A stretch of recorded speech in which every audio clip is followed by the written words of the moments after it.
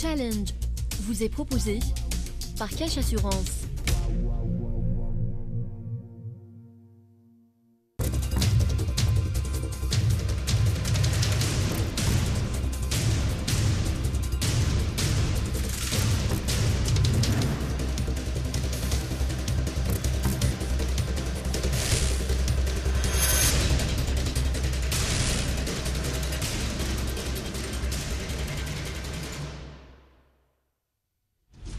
Mesdames, Messieurs, bonsoir et bienvenue sur Challenge. Le marché des boissons auquel nous nous intéressons aujourd'hui n'a pas encore livré tous ses secrets. En apparence, à lire les chiffres statistiques, il se porte bien, la consommation ne cesse d'augmenter et les producteurs, sourire aux lèvres, n'ont cessé de se multiplier jusque-là. Pour autant, le consommateur le vit-il bien, lui qui se gargarise chaque année davantage de soda et autres jus de fruits? C'est de tout cela que je voudrais m'entretenir avec mes deux invités qui ont certainement beaucoup de choses à se dire. Ali Hamani, bonsoir. Vous êtes le président de l'APAB, l'association des producteurs algériens de boissons, une association très bien organisée et qui vous assimile aux yeux de certains à un véritable lobby très écouté au niveau des pouvoirs publics. Vous me direz si je suis dans le vrai ou non. Face à vous, Moustapha Zebdi, président de l'APOS, l'organisation algérienne de protection et d'orientation des consommateurs. Vous êtes considéré comme le Robin des Bois de la consommation. Alors, vous êtes souvent intéressé à la consommation des boissons. Vous vous en êtes souvent pris aux producteurs. Nous verrons si votre argumentaire, inquiétant parfois, est toujours d'actualité. Alors, je voudrais commencer par vous, monsieur Hamani. Ce marché des boissons, est-ce que, comme je l'ai avancé, il se porte bien, il augmente davantage? Où est-ce qu'on en est? Chiffres à l'appui. La filière boisson, je pourrais parler de la filière boisson, effectivement, elle a fortement progressé ces dernières années. Ceci est dû principalement, si vous voulez, au contexte économique et à l'apparition, si vous voulez, du nouveau mode de consommation des Algériens. Cette filière, elle a pris une certaine dimension dans l'industrie agroalimentaire, mais toutefois, il faudrait atténuer un petit peu cette progression qui a commencé, si vous voulez, à stagner un petit peu depuis 2015. Donc, nous constatons, malgré, si vous voulez, cette multitude de producteurs, aujourd'hui, il y a une certaine décantation qui est en train de se faire au détriment si vous voulez, des producteurs malveillants. Parce qu'au jour d'aujourd'hui, le consommateur algérien devient de plus en plus exigeant, que sur le marché, il y a des nouvelles règles de production, il y a des normes qui sont en train de se mettre, il y a des nouvelles exigences, même sur le plan légal et législatif. Donc, tous ces, si vous voulez, ces unités industrielles qui étaient à un moment donné travaillées sans aucun contrôle a priori, aujourd'hui se trouvent face à une exigence du marché, à une exigence du consommateur qui devient, comme je viens de dire, de plus en plus exigeant. Maintenant, en matière de chiffres, c'est vrai que c'est si vous voulez, une filière qui a pu développer un certain nombre de capacités industrielles, d'un savoir-faire. Aujourd'hui, elle représente à peu près de 260 milliards de dinars de chiffre d'affaires et une production annuelle qui est de près de 4,5 milliards de litres de boissons, toutes boissons confondues. Ce qui fait par habitant? Ça nous donne à peu près 110 litres par litre par an et par habitant. Ça monte vite. En 2010-2008, on était à 40 litres. Ça monte vite parce que, comme je viens de dire, il y a un nouveau mode de consommation que nous avons constaté. Mais il faut dire aussi, il y a des nouveaux produits avec de nouveaux systèmes, un nouveau mode, si vous voulez, de marketing qui, effectivement, a induit un certain type de consommation en Algérie. Il y a aussi, on peut dire, la filière qui est pour nous, qui est un élément essentiel, c'est que aujourd'hui, la production nationale couvre 98% de la consommation. Ce qui est un petit peu un élément intéressant du fait que nous avons uniquement 2%, si vous voulez, de la consommation qui est importée, mais les capacités industrielles installées permettent effectivement de faire face, si vous voulez, aux 2% et mieux encore pour aller même vers le marché extérieur. D'accord. Alors justement, un mot sur l'exportation. Est-ce qu'on a beaucoup d'acteurs qui exportent aujourd'hui? Aujourd'hui, il y a des acteurs effectivement qui sont sur le marché africain et sur le marché européen. Nous avons, malheureusement, il faut dire aussi que nous avons connu un certain nombre de contraintes. Je ne parlerai pas des contraintes internes au niveau donc des procédures à l'exportation, mais c'est beaucoup plus des blocages que nous avons connus. Je prendrai l'exemple, celui de la Tunisie aujourd'hui, bon, qui a été réglé grâce à l'intervention des pouvoirs publics, mais nous avons un autre élément qui est celui où nous avons des capacités assez importantes, c'est celui de l'exportation des jus, mais malheureusement sur le marché européen, nous avons un blocage qui est ce qu'on appelle l'indice agricole, qui est une taxe qui touche, si vous voulez, nos produits qui sont exportés. Malgré les accords que nous Malgré avons tous les accords, c'est pas une taxe douanière, c'est une taxe spécifique, ce qu'ils appellent l'indice agricole, effectivement, qui est un élément, disons, qui bloque, si vous voulez, l'effort d'exportation vers ces marchés. Les 2% que vous citiez, vous disiez qu'il y avait 98% qui étaient faits par la production nationale. Les 2%, c'est dans quel domaine? Ce sont des jus, des boissons gazeuses? C'est généralement des jus, des jus. Les boissons gazeuses sont très très faibles. Il y a un peu d'eau, c'est des petits segments, mais c'est tout. D'accord. Si on devait répartir en pourcentage le marché entre les boissons gazeuses, les sodas, les jus, les eaux et les boissons alcoolisées, comment vous feriez cette répartition?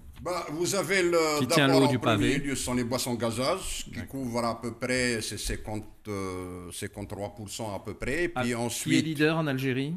Pardon? Qui est leader sur les boissons gazeuses? Je ne vais pas donner les marques. Vous m'excusez, mais on ne peut pas, en ma qualité de président de la PAP, je ne peux pas donner. Il y a des leaders sur le marché qui sont connus. Il y en a. Mais le numéro 1? Le numéro 1, il est connu. Bon. Et il est peut-être aux couleurs du studio d'ailleurs. Je crois. D'accord. Allez, je viens vers vous. Mais donc, vous avez les eaux, je m'excuse, je n'ai pas donné les eaux qui vient en deuxième position. Oui. Ensuite, vous avez les jus et les boissons alcoolisées, c'est vraiment presque insignifiant. Très bien. Alors, Monsieur Zebdi, alors, vous vous êtes intéressé souvent à l'aspect boisson. Qu'est-ce qu'on peut dire aujourd'hui au niveau de la consommation, que ce soit en termes de prix, sur le volet sanitaire, sur le volet... voilà, enfin, je vous écoute. Bon, merci pour cette aimable invitation. C'est vrai, en tant qu'organisation de protection des consommateurs, on est dans l'obligation de s'intéresser à cette filière, qui est très importante et qui, d'après nous, est une source de plusieurs pathologies pour le consommateur. C'est vrai que notre intérêt dès le début, il était un petit peu différent de notre intérêt actuel. Au début, disons 2012-2013, quand on avait une étroite collaboration avec la PAB, on s'intéressait question qualité, c'est-à-dire... Vous en parlez au passé, ce n'est plus le cas aujourd'hui. Voilà, c'est plus le cas. Bon, malheureusement. On verra pourquoi. Malheureusement. Donc, on menait, je dirais, une bataille commune pour les produits non conformes, c'est-à-dire issus d'une industrie informelle. Et on a eu plusieurs dossiers qu'on a traités ensemble avec la PAB. Mais à un certain moment, vu les chiffres de diabétiques, il faut dire qu'on a 5 millions de diabétiques déclarés, seulement déclarés. Ce chiffre, il peut être le double, puisqu'il y a des cas de découverte sans qu'il y ait... Ils ne le savent pas. Ne le savent pas, malheureusement. Et vu qu'il y a une progression dans la consommation de ces boissons, d'ailleurs, ça a été indiqué par les chiffres, mais j'ai eu une petite peur, mais ça m'a rassuré quand il a dit que cette progression s'est stagnée en 2015, au moins que notre effort a abouti à quelque chose. Donc, quand on voit la consommation de 110 litres... Comment ça que votre effort a abouti à quelque chose? Parce que nous, on lutte pour qu'il y ait une rationalisation de la consommation des boissons. Oui, mais quel rapport avec la limitation le frein à la production? Parce que depuis 2015, vous pensez que vous avez poussé les consommateurs à freiner? On essaye. D'ailleurs, ça, c'est une des tâches de l'ensemble des associations. On ne va pas s'approprier ça. Mais le chiffre donné qui est de 110 litres par personne. Il n'y a pas que vous, il y a les médecins aussi font un travail, et l'État. Bien sûr, donc il y a plusieurs organismes qui doivent s'impliquer. Donc si 110 litres par jour, 110 litres par personne et par an, c'est un chiffre qui est au-dessus de la normale. Il faut dire. Même l'eau, vous venez de dire que 50% du marché, c'est les boissons gazeuses. OK. Donc, et la moyenne de consommation, c'est une moyenne internationale, y compris l'eau. Donc, quand on parle de 110 litres, ce n'est pas tout le monde qui achète autant d'eau que de boissons. Là, c'est vrai qu'il y a une certaine culture de consommation. Il y a aussi d'autres facteurs. Il y a le pouvoir d'achat qui est en baisse. Donc, les gens se penchent beaucoup plus. Et les prix qui sont en augmentation. Bien sûr. Donc, les gens se penchent vers ces boissons. C'est pour cela qu'on est en train de faire des campagnes de sensibilisation à chaque fois qu'on a l'occasion pour dire aux consommateurs, c'est vrai qu'on est pour un produit national de qualité, mais il faut diminuer la consommation et aussi être sûr de cette bonne qualité. C'est vrai qu'il y a certaines normes, mais on voudrait nous aussi, en tant qu'organisation de consommateurs, parce qu'il y a un embarras de choix. Il y a plus de 300 marques à ma connaissance. Le consommateur est dans l'obligation de savoir et d'être orienté vers les boissons de qualité. D'accord. Alors, vous avez évoqué la problématique de l'aspect sanitaire en parlant, bon, il y a beaucoup de choses, il y a la toxicité, mais aussi il y a le sucre. Alors, sur le sucre, il y a eu une intervention du gouvernement qui a émis une réglementation pour essayer... c'est un projet. Ah, c'est un projet. C'est un projet. Pourquoi il tarde de temps à venir depuis Justement, le temps qu'on parle? ça, c'est une des questions qu'on se pose. Oui. C'est vrai qu'on a eu une rencontre avec le défunt Barti Blaï, et on a donné notre point de vue, on a été sollicité pour donner notre point de vue sur la question. Et les pouvoirs publics se mettent actuellement pour obliger, pas seulement les producteurs de boissons, mais il faut qu'il y ait une certaine norme, une dose, je dirais, tolérable et acceptable. Et parmi les points de divergence, je dirais, entre nous et la PAB, c'est que pour l'application de ce nouveau décret, oui, la PAB propose, si vous me permettez de le dire, la PAB propose qu'il y ait une régression de dose de sucre étalée sur 5 ans. Voilà. Pour nous, ça, c'est un problème d'urgence. Voilà. Pourquoi le sucre pose-t-il, le degré de sucre pose-t-il autant de problèmes? C'est difficile. Le succès de la vente des boissons est lié irrémédiablement au sucre, au taux de sucre. C'est-à-dire qu'il faudrait revenir à une genèse. Parce que beaucoup disent effectivement que l'Algérienne n'aime pas le sucre. C'est une contre-vérité. Nous le constatons parce que ce que je dis aussi, il faudrait qu'on fasse très très attention, c'est qu'Alger n'est pas l'Algérie. Donc il ne faudrait pas qu'on prenne l'exemple du consommateur d'Alger et le généraliser à travers tout le territoire national. Nous avons les données. Il y a des zones, effectivement, où le taux de sucre est très demandé. Donc, et nous avons même des produits sur lesquels il y a beaucoup plus de sucre par rapport à un autre produit. Et vous avez des régions, si vous ne ramenez pas un produit, il y a trop de sucre, ils n'achètent pas l'autre produit. Mais ceci dit, dans le cadre d'une démarche qui a été effectivement initiée par le ministère du Commerce et le ministère de la Santé, sur lequel nous-mêmes, nous avons fait des propositions concrètes. Et ces propositions, elles ont été faites sur la base d'une étude que nous avons établie par des experts et par rapport à un benchmark qui s'est passé, comment certain nombre de pays ont engagé ce processus de réduction du taux de sucre. Donc, on n'a pas inventé. Donc, nous avons pris ces pays-là et c'est sur cette base-là que nous avons fait une proposition concrète au gouvernement en disant, aujourd'hui, il est temps de mettre le taux maximum de grammes de sucre sur toutes les boissons à compter, c'était prévu à fin 2016. Aujourd'hui, nous sommes à fin 2017. On aurait pu atteindre le taux maximal de 130 grammes. Toutes boissons confondues.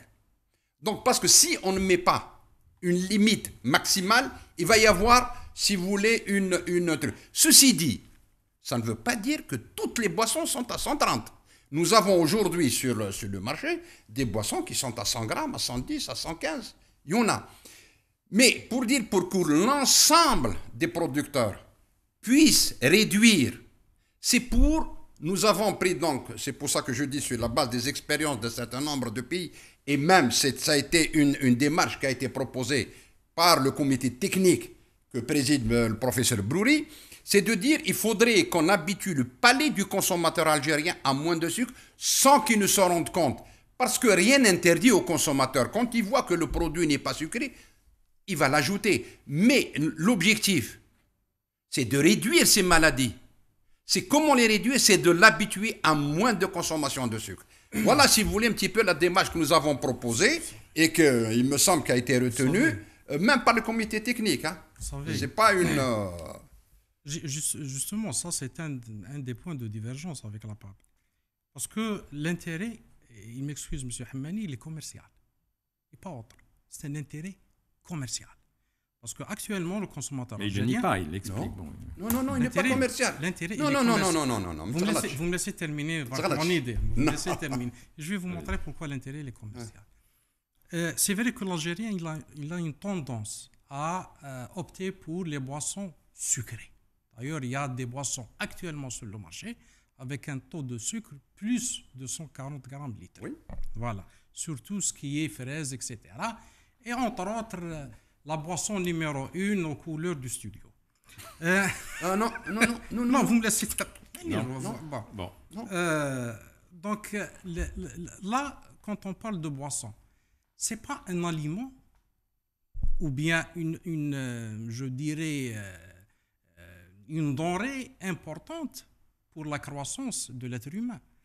La boisson, elle devrait être une alternative. Donc, pour cela, malheureusement, les producteurs de boissons, ils ont une certaine peur, est-ce qu'il y ait une recrudescence dans la consommation de leurs boissons. C'est pour cela qu'ils veulent habituer. Non, je pense que vous n'avez pas utilisé le bon terme. Non. Vous ne voulez pas dire recrudescence. Recrudescence, augmentation. Donc, une régression. Une régression dans la consommation des boissons. C'est pour cela qu'ils veulent que le consommateur algérien ne s'aperçoive pas de cette régression de dosage. Voilà. Donc l'intérêt, ils veulent garder leur... C'est légitime. C'est des opérateurs économiques. C'est pour cela, nous, on est contre qu'il y ait des paliers de régression étalés sur une durée très importante. C'est un problème de santé publique. Même si les opérateurs économiques subissent des pertes, l'État, alors, eux, ils sont dans leur rôle. Bien sûr. Vous êtes dans le vôtre. On essaie d'être dans leur rôle. Où est l'État? Dans quel rôle est-il? Justement, parce que là, je viens d'apprendre que leur proposition et leur étude, c'est l'étude de la PAB, ce n'est pas une étude d'un organisme indépendant, a été adoptée par cette commission. Là, je commence à avoir un petit peu peur. Justement, je pense qu'il va ouvrir un débat avec toutes les personnes impliquées, avec tous les organismes impliqués, et avoir une étude scientifique d'un organisme indépendant. Et il faut que l'intérêt sanitaire des consommations soit, je dirais, soit le premier objectif que d'avoir un intérêt commercial par peur de perdre une partie du marché. Voilà. Non, je voudrais pas ajouter une chose. C'est vrai que nous avons effectivement lancé une étude. C'était pour effectivement qu'on sache exactement ce que nous allons proposer, et ce n'est pas une proposition, si tu veux, qui ne tient pas compte d'un certain nombre de données. Il y a une étude que devait lancer le ministère de la Santé. On attend encore cette étude. Le ministère de la Santé devait lancer une étude en ce qui concerne l'ingestion des boissons et de tous les produits qui incluent le sel, le sucre et les matières grasses. Ce n'est qu'à partir de ça, et je pense, ça c'est mon point de vue, je pense que c'est ça qui a fait retarder la prise de décision. Alors, à propos d'études, il y a aussi la vôtre que vous avez remise il y a plus d'une année au ministère du Commerce et qui avait fait réagir de manière très dure, violente, hein, la PAB. Alors, qu'est-ce que devient cette étude? Vous l'avez déposée au ministère du Commerce. Et où est-ce qu'elle en est? Justement, parce que c'est vrai que à part le côté dosage de sucre, etc., on a bien envie de savoir ce qu'on boit. Ce qu'on va, justement. D'ailleurs, la cause de cette étude, de cette démarche, c'était suite à un label qui a été annoncé par la PAB en 2013, Buvez tranquille. Et je pense que personne n'entend parler de ce label. C'est-à-dire, en quelque sorte, on est un petit peu frustré. On a une peur, je dirais. Un label pour dire quoi? Buvez tranquille. C'est un label qui a été annoncé en 2013 ou 2014 2014, par la PAB et le ministère du Commerce. C'est un label selon un cahier de charge déterminé et dont le consommateur, visiblement, il pourra faire un choix, buvez tranquille. Après 3 ans, ce label n'a pu être obtenu que par un seul producteur, c'est ça? Un seul producteur. Il y a plus de 300 marques sur le marché. Et qui c'est qui donnait ce label, qui délivrait ce label? C'est un organisme indépendant. Selon un cahier de charge. Très bien. Et ça, c'est frustrant. D'accord. Après 3 ans de mise en place de ce projet, il n'y a qu'une seule marque qui a pu obtenir ce label. Donc, je peux me poser la question. Je ne peux pas boire tranquillement. C'est ce qui nous a poussé à faire votre propre test. Notre test. D'ailleurs, on a même invité la PAB à collaborer avec nous et à sponsoriser, puisque ces analyses allaient être faites à l'étranger par un organisme international accrédité ISO 17025. On a eu une série d'analyses. On les a mis à la disposition du ministère du Commerce. Nous, on n'est pas un organisme de contrôle. On les a mis à la disposition du ministère. Et jusqu'à ce jour, on n'a eu aucune. Mais vous m'avez dit sur d'autres plateaux qu'il y avait beaucoup de choses qui étaient dangereuses dans ces résultats, y compris sur des marques qui sont établies sur le marché. Bien sûr, il y a eu des résidus de pesticides dans quelques jus. Nous, jusqu'à ce jour, on n'a cité aucune marque. Voilà. Alors, vous, à la PAB, je vais vous laisser répondre, mais vous devriez être, c'est vrai, travailler de pair avec de tels organismes, parce que bon, on ne peut pas le soupçonner de faire ça à mal. Le travailler, nous avons toujours travaillé jusqu'à un moment donné. Le seul reproche qu'on avait fait d'abord, c'était la manière de faire. Et en plus de ça, c'était le fait d'envoyer, si vous voulez, en Tunisie, au moment où nous-mêmes, on était en désaccord avec le gouvernement tunisien. Mais c'était un organisme étranger. C'était à ce moment-là. C'est un organisme international. C'est un organisme international. Et vous étiez au courant du laboratoire. Non, Allah m'a belle. Et puis en plus, il y a une série d'emails entre moi et M. Hammani. Ça, c'est la première des choses. Maintenant, de toute façon, en ce qui concerne les normes, je dis et je le redis. Voilà, les emails entre moi et M. Hammani. Vous pouvez les voir. Où j'ai cité. Maintenant, si vous voulez qu'on revienne sur cette affaire, on peut revenir sur cette affaire. Non, on ne va pas revenir sur cette affaire. Parce que la position de M. Hammani envers son bureau exécutif de la PAB, disons que M. Zebdi, après l'initiative, sans m'aviser, m'a porté préjudice. Alors que le président de cette association était au courant du laboratoire. Voilà les mails qui est à la portée de tous les membres de la PAB. On va essayer d'avancer. Si vous voulez qu'on fasse un débat sur ce problème-là, moi je peux vous dire qu'au jour d'aujourd'hui, les conclusions que vous donnez, ce sont vos conclusions et non les conclusions de Veritas. Et deuxièmement, les analyses, je les ai. Les analyses. Vous voyez la complicité, monsieur? Vous voyez? C'est le ministère qui les a Vous voyez? Est-ce que moi, je donne des résultats? Me dire qu'est-ce qu'il y a moi, là-dedans. Je donne des résultats au ministère. Ça, c'est le terme que je voulais pas. Non, il faut pas. Qu'il y avait une certaine, malheureusement, entre guillemets, une certaine, voilà. Parce que moi, en tant qu'organisme indépendant, je donne des résultats au ministère. Attendez, mais le ministère. Et que ce ministère, dans son rôle il est tout à fait normal que le ministère me saisisse pour dire qu'est-ce que vous répondez. Est habilité à faire une contre-expertise, à faire d'autres analyses et non donner mes analyses suis désolé. qui ont été payés Non, par les membres non. de l'association D'accord, Je suis à désolé. coût Alors, de milliers Je suis désolé d'euros Zebdi, à je un suis organisme. désolé. Là, là. Maintenant, je vous dis, si vous voulez qu'on débatte sur ce plan, sur ce point-là, Non, on va aller- je suis disposé et je peux vous ramener l'ensemble des documents. Et ce que je peux dire aussi, c'est que la base de calcul et d'analyse, elle est totalement fausse. Laquelle? Celle de Veritas? Celle qui a été faite par Veritas. Parce que la base de C'est un calcul, organisme international. je suis accrédité. désolé. Moi, je peux Désolé. pas dire oui ou Mais non. d'accord, Je n'ai pas les laisse-moi. compétences. Alors, si vous J'ai voulez, pas les j'aurais pu vous compétences. ramener et vous ramener la preuve par A plus B que la base de calcul et la base d'analyse est totalement fausse parce qu'elle concerne les animaux et non les êtres humains. D'accord. c'est vous qui Mais le est-ce dites. qu'aujourd'hui... C'est notre réponse que nous avons donnée au ministère et le ministère est habilité à me dire que c'est faux ou c'est juste. Et c'est On en parle de à suite. partir de ça que le ministère a pris un certain nombre de mesures. Nous ne pouvons pas, effectivement, Smehli, on ne peut pas dire que telle société ou tel produit, alors qu'il y a des analyses, il y a des normes, ça veut dire quoi? Ça veut dire qu'au niveau du gouvernement algérien, il n'y a pas de contrôle? Non, personne n'a dit ça. Que nos laboratoires, ce sont tous des Non. incompétents? Personne n'a dit Alors ça. arrêtons.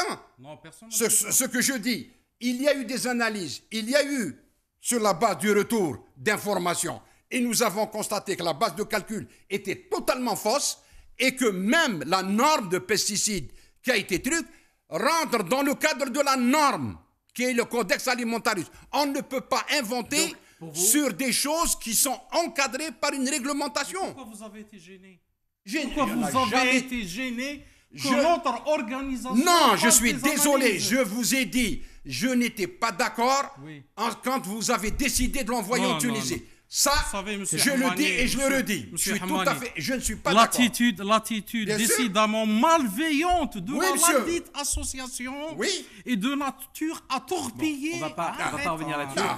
Juste, Non, t'smahli. vous expliquez Non, que Veritas non, Algérie non, Zebdi. vous a renvoyé sur Veritas Tunisie. C'est pour Non. ça que vous étiez allé Voilà. voir Veritas. Non, il faudrait qu'on se dise un certain nombre Bon, de ce choses. qui nous intéresse ce Moi, soir... si c'était pour ça, j'aurais pu ramener mon dossier et je vous ai donné les preuves. D'accord. Par Si- A plus B. Ce qui nous Vous savez, intéresse... moi, quand Pardon, il s'agit pardon. de Non. Hamani, ça, Excusez-moi. Et c'est- que, c'est- il est non, toujours prêt. non, Essayons- t'smahli, et que essayons le d'avancer. ministère qui nous a saisis, nous avons répondu au ministère. D'accord.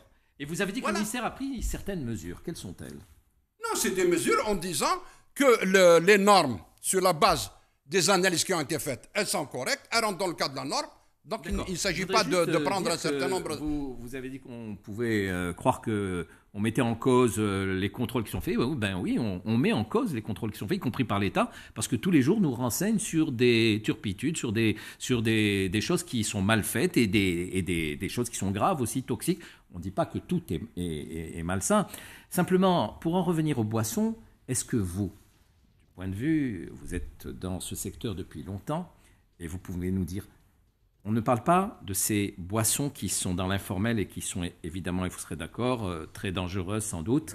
Mais si on prend les marques qui sont bien établies, et je voudrais votre sentiment là-dessus, sans que vous me donniez de nom, parce que je pense que vous ne pouvez pas vous le permettre, mais est-ce qu'il y a des choses dangereuses que l'on boit parmi ces boissons? Parce je le que dis en toute écoutez, vous avez honnêteté. des enfants, nous écoutez, sommes, moi-même. et donc vous devez Oui. me dire la vérité. Non, en ce qui concerne les marques qui, au jour d'aujourd'hui, sont sur le marché, je dis bien que la majorité ont des règles.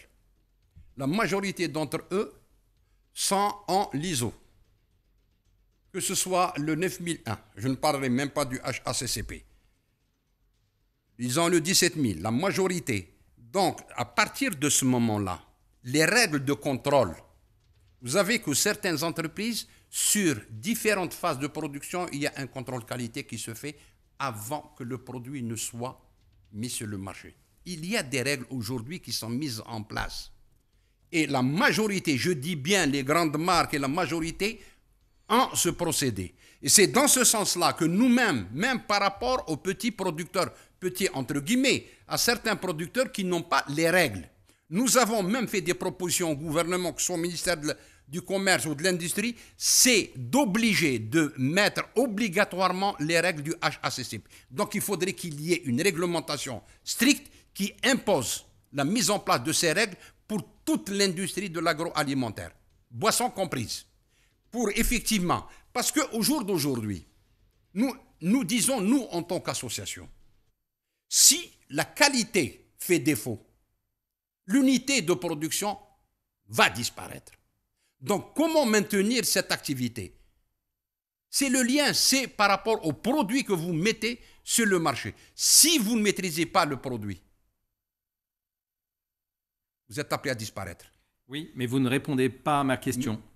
Est-ce qu'il y a des choses dangereuses aujourd'hui sur les pour le boissons qui ont moment, des pignons sur rue? par rapport aux règles, toutes les entreprises qui appliquent les règles, les normes, que ce soit en matière des additifs alimentaires, en matière de l'ensemble des ingrédients, il n'y a aucun problème. C'est vrai qu'il y a un certain nombre, nous ne cessons de les dénoncer, qu'il y a un certain nombre de producteurs qui, à un moment donné encore, je peux dire il y a certaines années, où ils ont même utilisé du gaz industriel au lieu et place du CO2 alimentaire. Il y en a. Vous avez un certain nombre aussi... Qui sont pas membres qui étaient membres de la PAB? Non. Honnêtement, non. Je peux le dire honnêtement. Ben écoutez, on attend dans les conclusions et puis cette fameuse réglementation pour le sucre et puis certainement l'étude qui va être faite par le ministère du Commerce, je suppose. Non, le ministère de la Santé. De la Santé, pardon. Eh bien je vous annonce que ce débat prend fin, malheureusement. Donc, on n'a pas souhaité vous proposer une quelconque boisson à table, de peur de faire un écart. Il y a beaucoup de choses encore à dire. Alors, juste en deux mots pour répondre, et on termine là-dessus. Voilà, c'est juste pour revenir sur ce qu'a dit mon ami M. Hamani, bien sûr. C'est que, doit-on avoir peur? Je dirais oui, on doit avoir peur. Je dois dire aux téléspectateurs qu'avant l'émission, ils se sont embrassés. Hein. Voilà. Non, je peux dire. J'ai de bonnes relations. On n'est pas d'accord sur un certain nombre de démarches. Ceci dit, ça n'a rien à voir entre personnes. Très bien. Je dirais qu'on ne peut pas prendre ces boissons tranquillement pour la simple raison que même leur label n'a pas été, gagné par... Il y a des entreprises par ces producteurs-là. Il y a eu un retard. C'est pas pour dévaloriser. Au jour d'aujourd'hui, il y a beaucoup d'entreprises qui sont inscrites. Elles sont inscrites. Depuis 3 ans, elles sont encore inscrites. Voilà. Actuellement, je fais appel à la PAB pour travailler dans un cadre de transparence et de faire des analyses. Ça coûte 2 fois rien. C'est des analyses. Monsieur, oui, c'est des analyses spécifiques. On ne parle pas d'analyse physico-chimique parce que lui, quand il parle, il faut qu'il y ait une bonne qualité. Moi, en tant que consommateur, la qualité pour moi, c'est avoir une bouteille propre, c'est avoir un bon goût, c'est tout. Mais la composition, ça c'est important. Ce n'est ni vous ni moi, on la saura. Il y a autre chose. Vous savez que la réglementation algérienne n'est pas au même niveau que la réglementation européenne, malheureusement, surtout ce qui concerne les additifs. Vous êtes d'accord avec moi? Vous savez qu'il y a 6 additifs et un conservateur en Europe. Quand elles sont mises dans une boisson, ils sont dans l'obligation d'avertir les enfants et de leur dire attention. Pourquoi? Parce que ça risque de donner ce qu'on appelle un syndrome d'hyperactivité chez l'enfant. Malheureusement, chez nous, certaines boissons très consommées, elles comportent ces additifs sans qu'il y ait la moindre indication. Une chose dont je ne suis pas d'accord. Le syndrome d'hyperactivité, le E102, monsieur Hamani, la tantrazine. L'Algérie est membre du Codex Alimentarius. Oui. Et c'est le Codex Alimentarius qui réglemente tout ce qui est additif alimentaire. Aujourd'hui, la loi et le décret portant sur l'utilisation des additifs alimentaires se réfèrent à cette réglementation. Maintenant que vous dites qu'il y a un certain nombre d'entreprises qui utilisent sans tenir compte des règles, d'accord, il faut les dénoncer. Alors, je suis disposé à faire face à ce genre d'attitude. Moi, ce que je vous propose, pourquoi vous ne feriez pas une étude en commun? Parce que là, il y aurait de la crédibilité. Elle serait peut-être aussi bonne que celle de l'État. C'est ce que vous devriez vous engager à faire. Il n'y a aucun problème. Il n'y a aucun problème, donc voilà. Vous êtes devant ces spectateurs. Et c'est Ramadan. Vous avez posé le problème. Attendez. C'est vrai. Nous, en tant qu'organisation, croyez-moi, qu'on voudrait que les prix, entre nous, je le dirais qu'on voudrait bien que les prix des boissons connaissent une hausse considérable pour qu'au moins qu'il y ait ce frein de... Oui, mais il faut que ça se soit... Il faut que ça soit... Augmenter les prix. Il faut que ça soit dans les règles de l'art, selon la réglementation algérienne, pas comme ça a été fait par la PAB et annoncé par la PAB. Et notre dossier, il est au niveau du Conseil de la concurrence. Non, le Conseil de la concurrence. Ils ont été saisis. Il a le dossier. Nous avons les éléments de réponse. Pour 3 mois. J'ai un délai de 3 mois pour répondre et vous allez voir quels sont les éléments de réponse. Parce que la PAP n'a aucun moment, la PAP n'a aucun moment demandé l'augmentation. En tous les cas, la déclaration qui a été faite, la déclaration qui a été faite, c'était sur la base d'un certain nombre d'augmentations des intrants qui sont induits par la loi de finances de 2017 que les gens ont tendance à oublier. Et c'est comme ça que nous avons dit qu'il risque d'y avoir une augmentation qui est induite. Nous, on a saisi le Conseil de la concurrence, pas par rapport à la PAB. Moi, je vous l'ai dit, même si les prix des boissons connaîtront une hausse, je m'en fous. Mais c'est par rapport aux associations professionnelles qui, du jour au lendemain, décident de flamber les prix. Voilà. Et il faut le dire. L'entente est interdite, c'est Mohamed. Il faut le... Allez, tant mieux. Bon, très bien. En tout cas, vous reconnaîtrez que la PAB est une association très, très efficace et très influente. Elle comporte 80% au sein de son effectif. Elle a plus de 80% de la production nationale. C'est vrai. Très bien. Voilà. C'est pour cela que le Conseil de la concurrence vous a... Écoutez, c'est normal. Alors écoutez, il y a une confusion. Moi, je suis obligé de céder l'antenne. Et une holding. Allez, laissez les gens manger tranquillement. Alors, je vous dis merci d'avoir suivi ce débat. Je vous remercie à vous deux de votre participation. Et puis, faites attention à ce que vous mangez, à ce que vous buvez. Et je vous dis à la semaine prochaine pour un nouveau débat de Challenge. Buvez tranquille.